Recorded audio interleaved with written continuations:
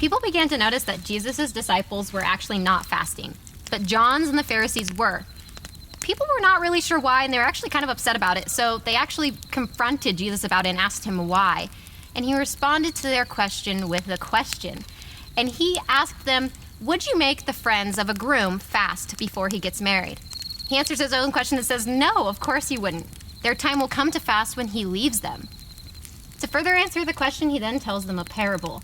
And he explains that you don't take a new garment that's unshrunken and use it to patch an old one. It doesn't match the old one, and then you tear the new one.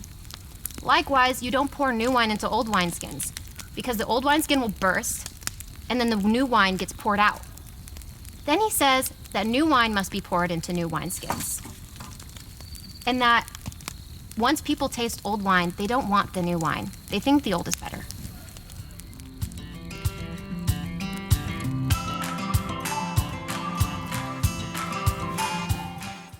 Well, hello, Real Life family. How are you guys doing? 11 o'clock service, being awesome. All right. Hello to our online family.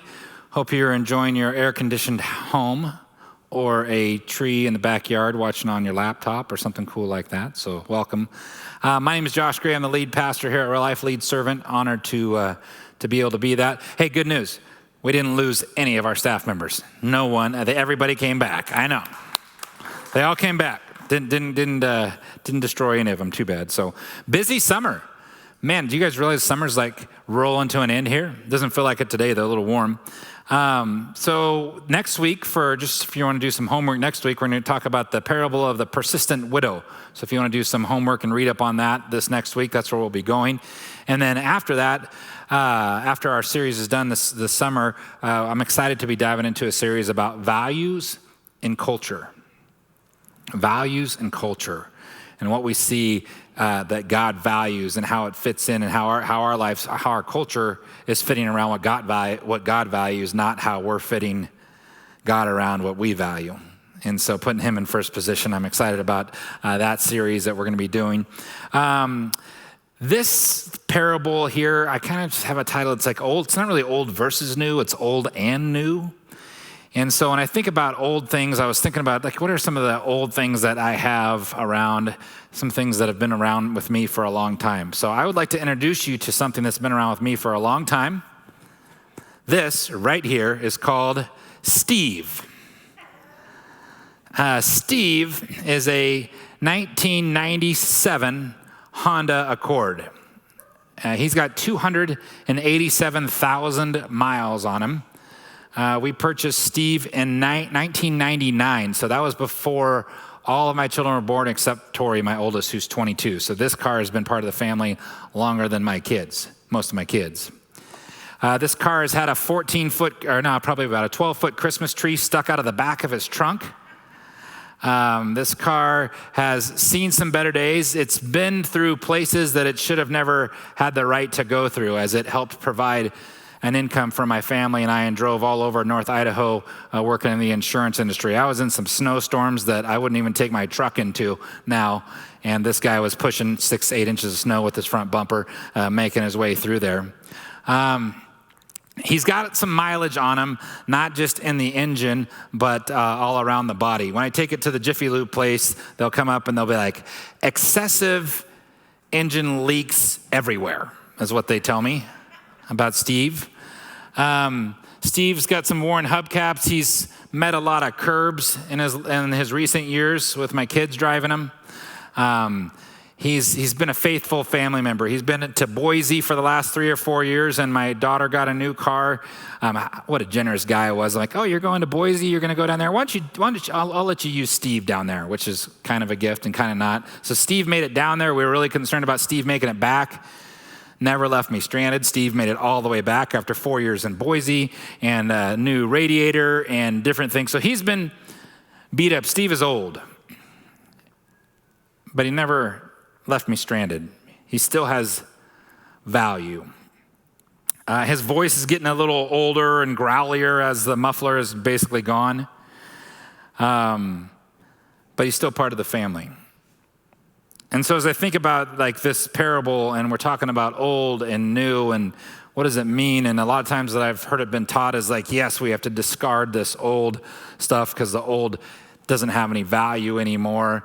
And you got something new, like something new and better, and we just discard things. And I don't see that that's what Jesus was talking about here in this text. And so let's dive in. And up front, who's Jesus talking to? He's talking to John's disciples. They're asking him questions. And so then John's disciples came and asked him, how is it that we and the Perishim fast often, but your disciples do not fast?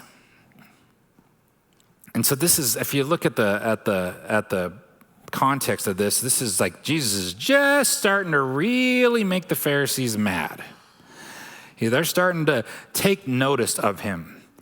And so Jesus answered, how can the guest of the bridegroom mourn while he is with them? The time will come when the bridegroom will be taken from them, foretelling his crucifixion. And then they will fast and they will mourn. So if you know anything about Jewish culture, celebrations, ceremonies are awesome. Weddings are like gigantic. You break the bank in a mighty, mighty way. This party could go on parties went on for days and days and days and days. Like, you imagine just like, we're having a wedding here with the Royces? Okay, great. I'm going to take the next 10 days off because it's going to be a party like forever. And then Peter's just spending his entire inheritance and life fortune on weddings. So it looks like he's going to anyway. But can you just imagine, like, it's just this big thing. So of course you wouldn't mourn. Of course you wouldn't do that when you're with the bridegroom. It's a time for a celebration. But then Jesus goes on to say, no one sews a patch of unshrunk cloth on an old garment, for the patch will pull away from that garment, making the tear worse. Neither do people pour new wine into old wineskins. If they do so, the skins will burst, and the wine will run out, and the wineskins will be ruined. No, they pour new wine into new wineskins, and both are preserved. So what is this new wine that Jesus wants to talk about? What about this new wine? Isn't the old stuff matter still? Well, sure it matters, but let's talk about this new wine. Who is this Jesus, by the way, as we go back? And if you just scroll back in your Bibles and look at the previous pieces of the chapter here, this Jesus, you know what he did? He actually forgave sins. Now, in that culture, you know who could forgive sins? God. And so, who do you think you are to forgive sins? Aha. Ding, ding, Johnny. We have the correct answer. He is claiming to be God, right? And in chapter 9, verse 12, he says, it is not the healthy who need a doctor, but the sick. But go and learn what this means. I desire mercy, not sacrifice, for I have come to call not to call the righteous, but the sinners. So Jesus is starting to get on their bad side. And you know what else Jesus starts doing? He's actually working with a tax collector.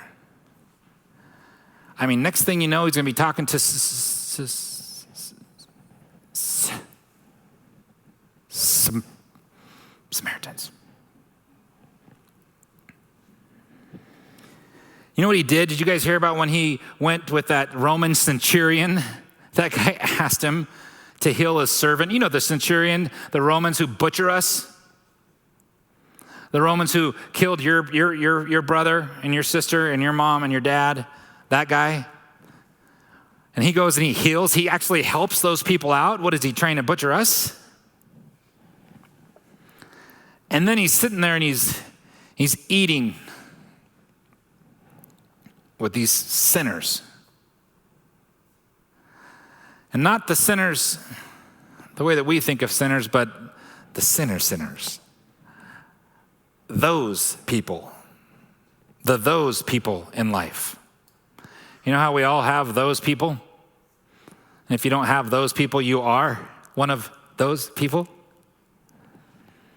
So what is this Jesus doing? What is he talking about? What is this new wine? Well, this new wine is somebody who would forgive sins. This new wine is somebody who would work with the unworkable. Things are about to go sideways with the religious elite at this point, and they're getting more and more skeptical of our Lord. See, the kingdom of heaven is here, and it's not just for the religious elite. This new wine, who's it for? Is it for the sinners, prostitutes, and lepers, the drug users and spouse abusers, the gamblers, the codependents, the controllers, the money chasers, the straight folks, the gay folks, the lesbian folks, the white folks, the black folks, the yellow, brown, male, female, old, young? People who have been Christians for a long time, people who are just now becoming Christians, are late to the party, but you're still invited. You see, you have a redeemer. That's the new wine. The new wine isn't about what you were born into. If you're part of a Levitical line, if you're part of if you got picked, this new wine is for everyone else. The old wine's not bad. The old wine's not wrong. But how many of us in here are Jewish? Not any of us, right? And so we needed a chance to have some new wine. We needed a redeemer.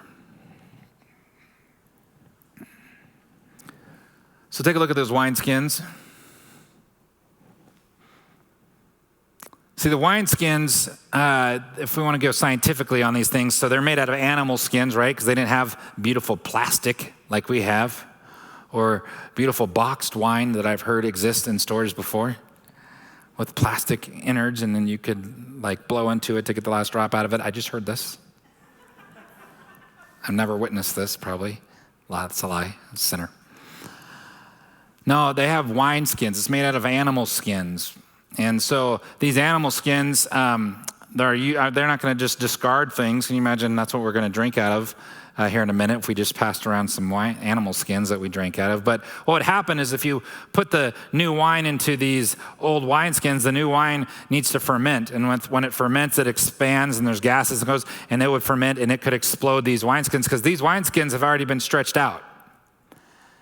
They've already been stretched to their capacity. They've already had this experience. Does anybody have any leather furniture in here? And you get like that new piece of leather furniture and you're like, I got to work this in. Like it's kind of like an old baseball mitt. Like it's not ready for you yet. You're going to want to work it in a little bit till it gets comfortable and all of those things. And so you've seen people with baseball mitts and they wrap oil around them and put the ball in there and drive over them in their car and do all kinds of crazy things to get that thing comfortable, right? Get it stretched out a little bit. And so if you put new wine into these wineskins, it would make these old wineskins, they would destroy them. And Jesus didn't come actually to destroy what had already been happening. He actually, on the contrary, he came to fulfill it. You go back to chapter 5 in Matthew, the fulfillment of the law. He says, do not think that I have come to abolish the law or the prophets. I haven't come to throw away your old wineskins. Those have value. They may not hold wine anymore, but they are still useful. I have not come to abolish them, but to fulfill them. For truly, I tell you, whenever you see in the text, you see somebody say, for truly, I tell you, they are coming to make a point. They're coming to throw down on this point. For truly, I tell you, until heaven and earth disappear, not the smallest letter, not the least stroke of a pen will by any means disappear from the law until everything is accomplished. Therefore, anyone who sets aside one of the least of these commands and teaches others accordingly will be called least in the kingdom of heaven. But whoever practices and teaches these commands will be called great in the kingdom of heaven. For I tell you that unless your righteousness surpasses that of the Perishim and the teachers of the law, you will certainly not enter the kingdom of heaven. So just 4 short chapters before, he's talking about, I didn't come to get rid of these old wineskins. I didn't come to get rid of what was there, but there is a need for something new. And I think about it in our own life. When I think about our staff and our team, and I think about our church, we are entering into a new season. There's new things that are happening. One of the big purposes of our staff retreat, yes, we talked about vision and pieces of the puzzle, but really it was for us to grow together as a family. I wanted to know if we're really family, if we really have community. On one of our projects that we did on the day that was less taxing for me, which should have been more taxing, is we had 50-gallon barrels, maybe 55-gallon plastic barrels for each team. So each team got 4 of those. I split the staff up into 2 teams. And they got 150 feet of rope. And then what our Idaho Ice guy gave us 14 empty 5-gallon water barrels. And then we got for each team. And then we had a roll of duct tape. Praise the Lord, right? Got a roll of duct tape. And then we had 6 boards. And on our boards, we had some values that we're working on as a team, as a staff that we want to model to the body. And those values are family, that we're family. What does it mean to be family? To be a member. You don't throw out the old family, but we have room for new family. So to be family, to have ownership of our faith, ownership of our church, ownership of how we want to show people who God is in our community. We want to empower you. We want to empower each other, and we want to empower you to be everything that God has created you to be for his kingdom and for his purposes. And we want to be all about the kingdom here. What does it look like for real life to serve in the kingdom? Real life, how's the water? How is the water? For some of you, you're like, I don't know what you're talking about, dude. You missed last week's sermon. How's the water? You're going to want to go hear that sermon. How are we doing? What does it look like for us to respect the old wineskins, but be okay with the new? And so as we're putting these rafts together, the goal was you had 45 minutes to put your rafts together, and the first one to this point, 2.5 miles down the river, wins. And it was interesting to watch how each one of the teams handled their task and who got delegated what and how they came about. So I was an observer and Emmy was an observer because we've done this trip before. And the second place team, which was Emmy's team, the second place team, they had a beautiful raft. It was put together well. They even had 3 people riding on it. And it stayed together all the way down the river. And so they came in second place. They took their great time for doing that. And then the first place team, our raft exploded as we lifted it off the sand. But we were able to keep all the barrels and all the people connected to it as we floated down the river and got there first. But you see, it was new to us, but we did it as a family. We took ownership of our mess, our messy raft. You take ownership of your personal life. If any mess you have in your own personal life, you take ownership of your relationship with your kids. You take ownership of your relationship and how you're involved in the church. You choose to empower people. You become empowered, and you empower other people to fulfill what God's got planned for them in the kingdom. And I got to tell you, he's got more planned for us than worrying about whatever the news has to say for us. He's got more planned for us when we get to hear him, when we choose to be molded by him. I was talking to a brother this week. We were blessing a house this last weekend, and I was talking to one of my brothers, and he was like, I'm just off. Felt off, kind of felt disconnected, which many of folks have felt disconnected. I'm sure many of you online felt disconnected.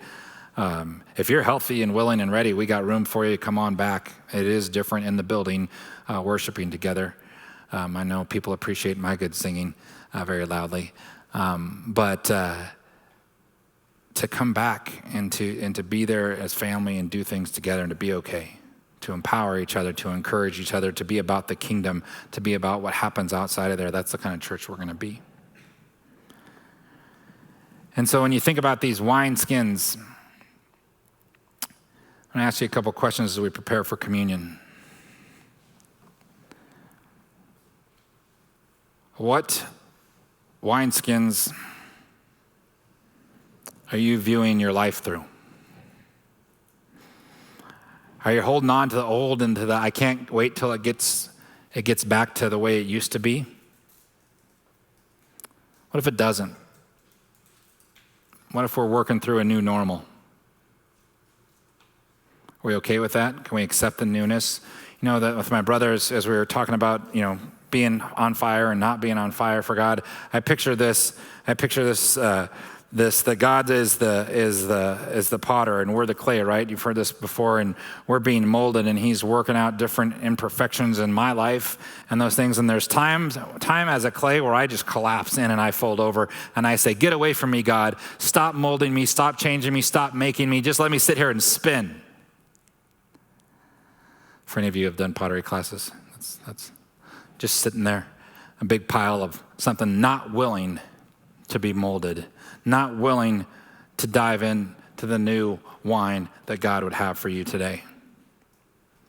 And so I just challenge us, what does it look like, real life, to be new wine? We are positioning ourselves to be available as community is needed more than ever before now. Have you completely thrown out your old wineskins? Does the old have to be discarded to enjoy the new? And I would say no. No, there's still a lot of things that we can think about within our old wineskins. Songs that when you accepted the Lord, the songs that you sung, those still matter.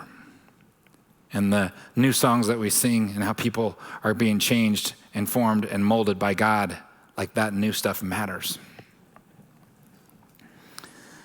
You think about wineskins, they get stretched. Are you done stretching? Or does God still have room in your life to stretch you, to move you, to be molded, to expand the family of God, to empower the people that aren't even here yet as you walk with them, to help them have ownership of their faith, have ownership of their text? Do you have ownership of your text? What are you allowing in? What's important right now?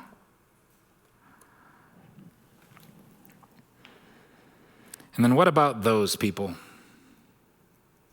You know, those people that have a different mass theology than you do. Those people who are going to vote differently than you do. Those people who look differently than you do. Those people. Do you have any of those people in your life? Because Jesus did. And He gave His life for those people too. And for you and me, He gave His life for the old wineskins. He gave His life for the new wineskins. And so as a church, where are we at? How's the water? Are we coming alongside? Are we looking? Are we trying to see people through the eyes of our Redeemer? Let's take this time and go to communion. So the night He was betrayed, He took the bread, and when He had given thanks, He broke it and said, "This is my body, which is for you. Do this in remembrance of me." Do we remember Him? Do we remember who He is? Do we remember the old wine and the new wine? And are we willing to be shaped by Him? Let's take this. And this cup is the new covenant in my blood. Do this whenever you drink it in remembrance of me. For whenever you eat this bread and drink this cup, you proclaim the Lord's death until he comes again, and he's coming. Let's proclaim him. I asked Greg on Thursday, I'm like, hey, you know what song I would love to have at the end of the service? And he said, what? No. I said, I have the song called I've Been Redeemed. It means a lot to me. Maybe you're like Steve, like my car. Maybe you've got some rock chips all over you. Maybe your faith has been beaten and battered a little bit. Maybe you've had things dropped on you and crushed. Maybe your faith, maybe its paint is a little faded.